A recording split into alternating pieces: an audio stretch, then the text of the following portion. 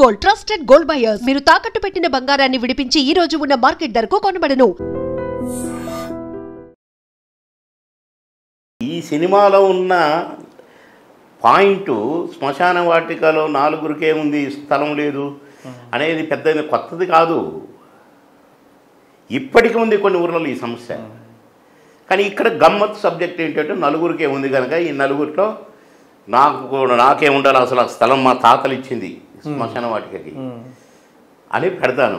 Okay, ఇంకా నన్ను గమ్మత్తుగా కథ తిప్పి నాకు కాకుండా చేయాలని ప్లాన్ తోటి హీరోయిన్ అట్లా గమ్మత్తుగా తిప్పిన క్యారెక్టర్ని. అది కూడా కథ సినిమా కోసం కదా, నా కోసం కాదు, బాబుమోహన్ కోసం కాదు. మంచి పాయింట్ ఇది. ఊరంతా కలిసి వాళ్ళ ఊరికి ఆ సమస్య లేకుండా చేసుకుంటారు కనుక మంచి పాయింట్. కీర్తి సురేష్తో మీ క్యారెక్టరైజేషన్ ఎలా అంటే కీర్తి సురేష్తో మీరు కలిసి యాక్ట్ అమ్మాయి సర్పంచ్, గ్రామ సర్పంచ్. ఆ అమ్మాయి ముత్తాతలు కూడా సర్పంచులకు పనిచేసిన వాళ్ళు, ఊరు పెద్దలకు పనిచేసిన వాళ్ళు. నేను కూడా ఒక వర్గం నుంచి, నేను కూడా ఒక ఊరు పెద్దని. కానీ ఆడపిల్ల సర్పంచ్గా ఆ ఊరుకు ఎన్నుకోబడటం, అక్కడగా కూడా నన్ను పోటీకి రాకుండా చేసి అది అట్లా గమ్మత్ క్రియేషను. సరే, అమ్మాయి యాక్టింగ్ అమ్మాయిది, నా యాక్టింగ్ నాది. ఓకే, కానీ ఇద్దరి యాక్టింగ్ కూడా బాగుంటుంది. అమ్మాయి కూడా మంచి కోఆపరేటివ్, మంచి ఆర్టిస్ట్. కానీ ఎంత తప్పిస్తుందో బిడ్డ క్యారెక్టర్ ఇట్లా చేయాలి, బాగా చేయాలి అనేది. భాష మీద కమాండ్ లేకపోయినా కూడా ఇంగ్లీష్లో రాసుకొని మంచి ఆమె రిహార్సల్ చేసుకొని డైరెక్టర్ చెప్పింది మైండ్లో పెట్టుకొని చాలా బాగా చేసింది ఈ సినిమాలో.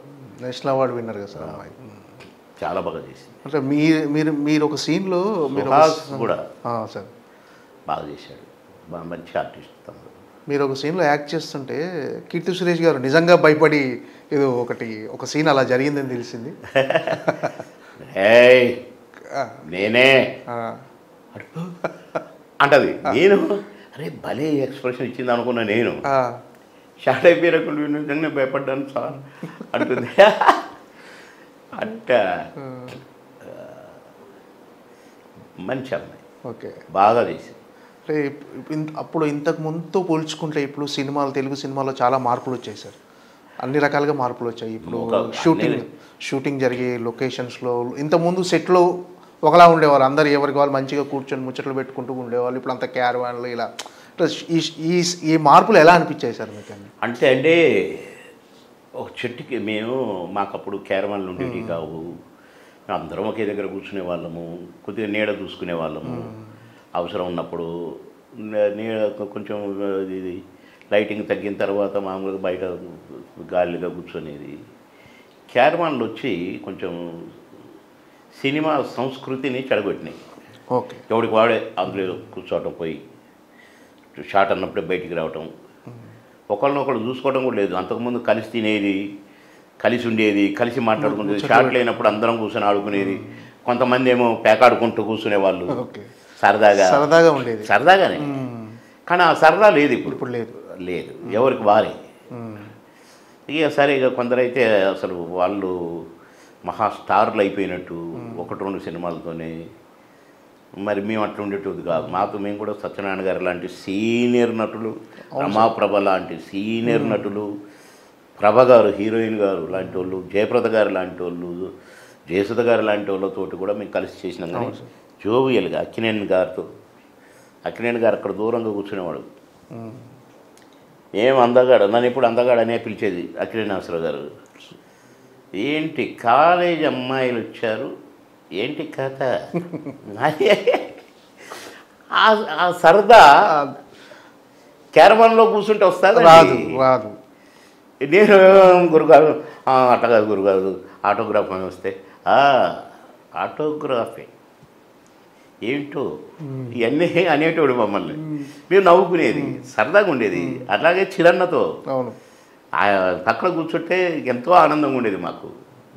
మా పెద్దన్నయ్య పక్కన కూర్చున్నాం. కొన్ని ఆయన సినిమాలో అదే ఆయన అన్న అట్లా భలే డ్యాన్స్ చేసామన్నా అని, ఆ సినిమాలో భలే ఉంటుంది అన్న డ్యాన్స్ అంటే అనేటోడు. అట్లా జోవియల్గా ఉండేదండి. పెద్ద పెద్ద స్టార్స్తో మేమెంత ఆఫ్టర్లు కానీ చిరన్న లాంటి స్టారు, బాలన్న లాంటి స్టారు, వీళ్ళందరితో కృష్ణ గారు లాంటి స్టారు, నాగార్జున గారు లాంటి స్టారు, అక్కినేని గారు, ఎన్టీ రామారావు గారు తమ్ముడు ఎక్కడ వచ్చాడా పోయి దగ్గర కూర్చొని అన్నగారి పక్కన. ఏంటి సత్యనారాయణ గారు ఎలాంటి సీనియర్ నటుడు. అట్లా అది పోయింది. పండగ వాతావరణంలో ఉండేదండి మా షూటింగ్లు. పండగ వాతావరణమే. ఇప్పుడు ఎవరికి వాళ్ళు యమునా తీరే పండుగ అనే ఒక సినిమా, శరత్ గారని డైరెక్టరు, రోజు పండగలాగే ఉండేది మాకు సెట్లు. ఎక్కువ రోజులు రామనాయుడు గారి స్టూడియో, అక్కడ నానకరామగూడ స్టూడియో, అది హౌస్ సెట్లో తీశారు. కోలాహలంగా 200-300 మంది.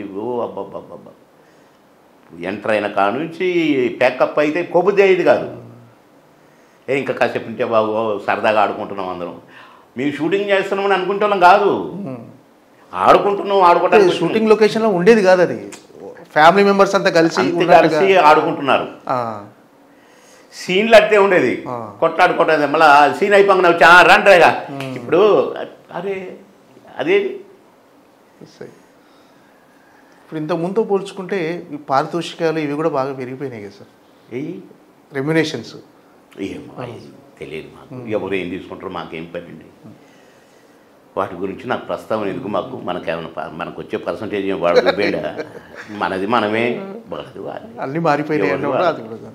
ఏమో వాళ్ళు ఎట్లా తీసుకుంటున్నారో, వీళ్ళు ఎట్లా ఇస్తున్నారో మాకు తెలియదండి. మాకు మామూలుగా ఎంత అంటే ఇంత అనుకునేది అంతే, వాళ్ళు ఇచ్చింది తీసుకునేది. వీళ్ళకి ఏనాడు నేను డబ్బులు ఇవ్వలేదు కదా షూటింగ్ రానని, కానీ ఉండేది కదా సార్, మీలో ఉండేది కదా, డబ్బులు వేయలేదు కనుక నీ షాట్లకు రానని కానీ అనేది కాదు, ఇచ్చినప్పుడు తీసుకునేది.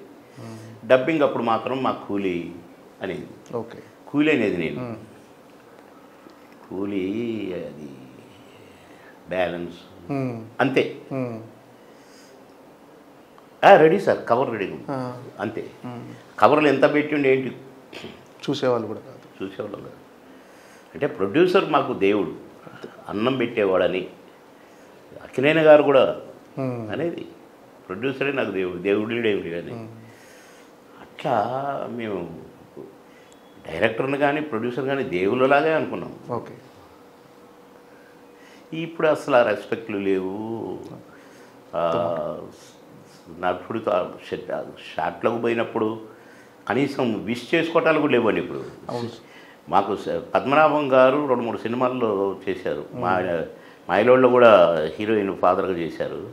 ఆయన రాగానే మేము లేచి నిలబడి, అల్లరామయ్య గారు రాగానే లేచి నిలబడి నమస్కారం పెట్టి, సత్యనారాయణ గారు రాగానే లేచి నిలబడి నమస్కారం. ఇప్పుడు లేవండి, కానీ పలకరింపు కూడా లేదు. మరి అది చూస్తుంటాడు కదా దేవుడు అన్నీ. ఇప్పుడు ఈ తరం కమెడియన్స్ కూడా చాలామంది వచ్చారు సార్. వెన్నెల కిషోర్ కానీ, బ్రహ్మానందం గారు. అసలు యాక్చువల్గా కమెడియన్స్ అంటే కోట శ్రీనివాసరావు, బ్రహ్మానందం గారు, బాబుమోహన్ గారు, ఇలా ఒక వరుసలో ఉండేవాళ్ళు సార్ అందరూ. మీ పేరు గుర్తొచ్చాయి, మల్లికార్జునరావు గారు, ఎంఎస్ నారాయణ కానీ, ఎల్బి శ్రీరామ్ గారు కానీ. కానీ ఇప్పుడు అంతా ధర్మవరం సుబ్రహ్మణ్యం గారు, చిట్టిబాబు, ఇదంతా ఇప్పుడు మొత్తం బాగా కలిసి ఉండేది. మేము కలిసి చేసుకునేది, ఎవరి రెస్పెక్ట్ వాళ్ళకి బాగుండేది. మేము ఇప్పుడు అసలు ఎవరికి వారే ఏమైనా తీరేనట, ఉప్పు కప్పురం లాగానే ఉన్నది అది కూడా.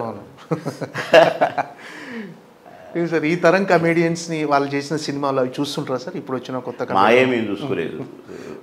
ఈ సినిమా చూసారు సార్, ఉప్పు కప్పురము సినిమా? మీరు చూడలేదు సార్? ఇంకా చూడలేదు అంటే ఎలా చాలా రోజుల తర్వాత మళ్ళీ ఒక మంచి క్యారెక్టర్ చేశానంటే? నేను అంతకంటే మంచి క్యారెక్టర్ చేసిన చూడలేదు, అంటే బిజీలో చూడలేదు అనుకోండి.